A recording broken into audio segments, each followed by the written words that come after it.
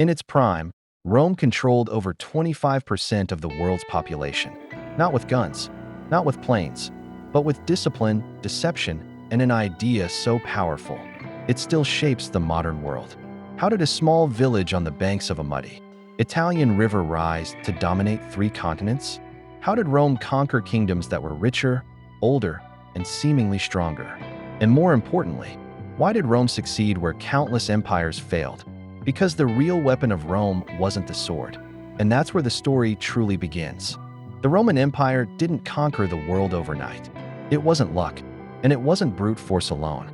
Rome's rise was a slow, calculated expansion built on strategy, psychology, and systems so advanced that even today's superpowers still copy them.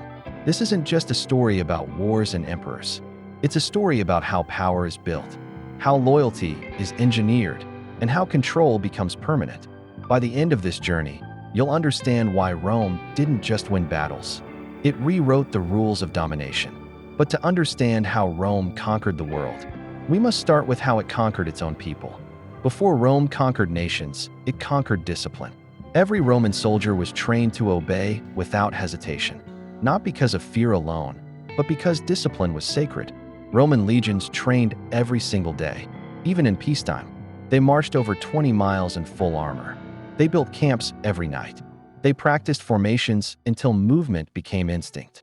A Roman legionnaire wasn't just a fighter. He was an engineer, a builder, a machine inside a larger machine. Other armies relied on passion and bravery. Rome relied on systems. If one soldier fell, another instantly replaced him. If a general died, the chain of command continued without chaos. Rome didn't need heroes. It built processes. But discipline alone doesn't conquer the world. Rome needed something else. And that's where its greatest invention entered the battlefield. The Roman legion was not the biggest army in the ancient world, but it was the most flexible. While enemies fought in massive, rigid formations, Roman legions moved like living organisms. They adapted, they reacted, they evolved mid-battle. Roman soldiers carried standardized weapons, standard armor, standard training. This meant Rome could replace losses quickly. No elite warriors, no irreplaceable champions, just relentless efficiency. And Rome didn't fight fair. Before charging, Roman soldiers hurled pila, heavy javelins designed to bend on impact. Once embedded in enemy shields, they became useless dead weight.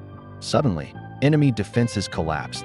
Then came the short sword, used not for slashing, but for stabbing. Up close, fast, lethal. But that's not the craziest part. Rome didn't just defeat armies. It dismantled morale. Rome mastered fear as a weapon. When cities resisted, Rome made examples. Public executions, mass enslavements, entire populations erased from history. But when cities surrendered peacefully, Rome spared them. This created a brutal choice. Resist and be destroyed. Submit and be absorbed. Over time, many cities opened their gates without a single battle. Rome also used symbols to dominate the mind. Eagles, banners, triumphs. When a Roman general returned victorious, he paraded prisoners, gold, and enemy kings through the streets of Rome. The message was clear. Rome always wins. But fear alone can't sustain an empire for centuries. Rome needed loyalty, and it found it in an unexpected way. Most empires ruled through oppression. Rome ruled through inclusion. Defeated enemies weren't always crushed. Many were offered Roman citizenship. With citizenship came rights, protection, opportunity. Former enemies became soldiers, governors, even emperors. Rome didn't erase cultures, it absorbed them. Local gods were merged with Roman gods. Local laws adapted into Roman law. Local elites were allowed to rule. Under Rome, this made rebellion less likely. Because rebellion meant losing privileges, Rome turned enemies into stakeholders. But integration required infrastructure. And Rome built infrastructure like no empire before it. Rome conquered with stone as much as steel. Roman roads stretched over 250,000 miles. Built straight, built durable, built to last. These roads allowed armies to move faster than any enemy expected. Rebellions were crushed before they spread. Cities followed a Roman blueprint. Forums, baths, aqueducts, amphitheaters. Wherever Rome went, it brought civilization by its definition. Water flowed, trade expanded, life improved. And when life improves, resistance fades. But Rome wasn't just building cities. It was building dependency. Because once you relied on Rome's roads, laws, and trade, you couldn't imagine life without it. Yet even with discipline, fear, and infrastructure, Rome still needed leadership. And sometimes, leadership came in the form of ambition so dangerous, it nearly destroyed the Republic. Rome's expansion created powerful generals, men like Julius Caesar. Caesar didn't just conquer Gaul. He documented it, marketed it, turned military success into political power.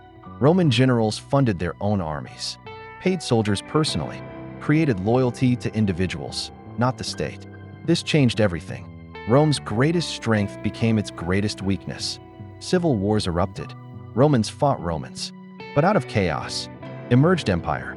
Augustus transformed Rome from a republic into an imperial system without calling himself a king.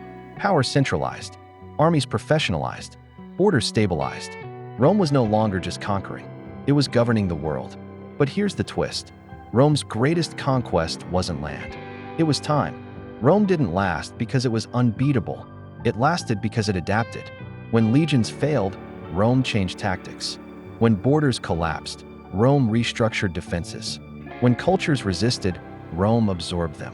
Rome borrowed from everyone. Greek philosophy, Carthaginian naval tactics, Eastern administrative systems. It didn't care who invented what. If it worked, Rome used it. This flexibility allowed Rome to survive for over 1,000 years in some form. But no empire is eternal, and Rome's fall didn't come from invasion alone. Rome conquered the world not because it was the strongest, but because it was the smartest. It conquered minds before cities, loyalty before land, systems before territory. And when Rome finally fell, it didn't disappear. Its laws live on. Its roads shaped nations.